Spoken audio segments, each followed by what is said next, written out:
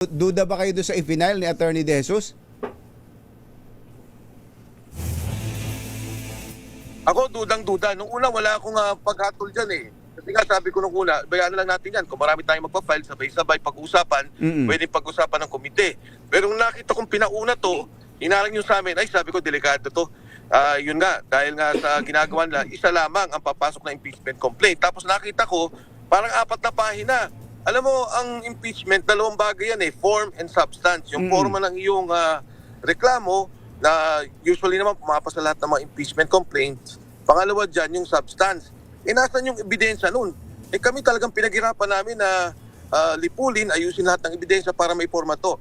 Nabagit ko lang, Jerry Catunying, isa pa sa highlight pala yung pagkaka-aresto, state kidnapping ni Pangulong Duterte, na ang aming paniwala dito ay ginawa to na hindi makatarungan, hindi sumunod sa batas ng Pilipinas, at talagang doon sa soberenya, yung independency ng ating hukom, na hindi, sana kinasuhan nila dito. Pero yung kinuha nila, binato nila sa ibang bansa, at talagang inayos yung kaso laban sa kanya, sa pananaw namin mismo ang Estado, ang gobyerno, ang nagpakidnap sa dating Pangulo.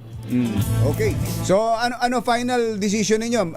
Kung ayaw mo na, pero gusto pa rin ng grupo, anong majority decision wins? Sino masusunod?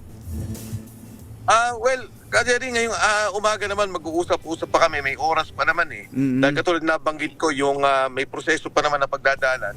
So malalaman namin, magpa-file ata Makabayan Black ngayong umaga.